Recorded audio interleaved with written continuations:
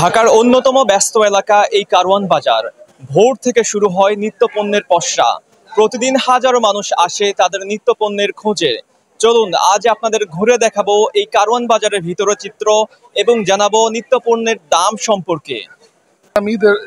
ঈদের আগে যেমন ছিল ঈদের পরে এমনই বারে অনেক কম, বাজার যা আছে তাই আছে, 1-2 টাকা আপ ডাউন আর কি। দাম আগের থেকে দাম বাড়ছে, 10 টাকা 20 টাকা বাড়ছে আদার দামও।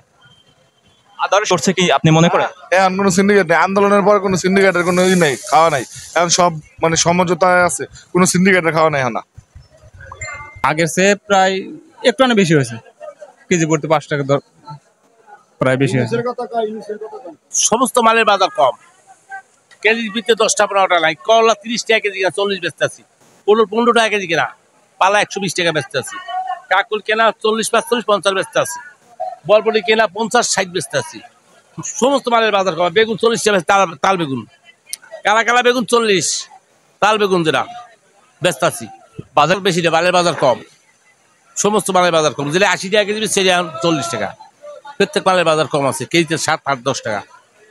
বাজার আর বাড়তো না, এখন আমদানি আছে মালের প্রচুর, দাম বাজার বাড়তো না।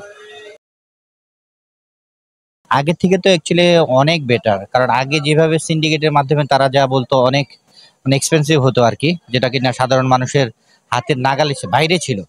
এখন তো সবকিছু দ্রব্যমূল্য কমেছে, আমাদের মানে কেনার মধ্যে সাধ্যের মধ্যেই আছে আর কি, অ্যাভেলেবেল সবকিছু কম দামের মধ্যেই পাওয়া যাচ্ছে। আগে তো যেমন কাঁকরোল কিনলে 100 টাকা 120 টাকা চলে যেত কেজি, এখন 50 টাকা 60 টাকা অ্যাভেলেবেল পাওয়া যাচ্ছে। ধুন্দুল পাওয়া যাচ্ছে 50-60-এ, আগে চলে যেত 90 টাকা 100 টাকা কেজি। সবকিছু এখন কমের মধ্যেই পাওয়া যাচ্ছে।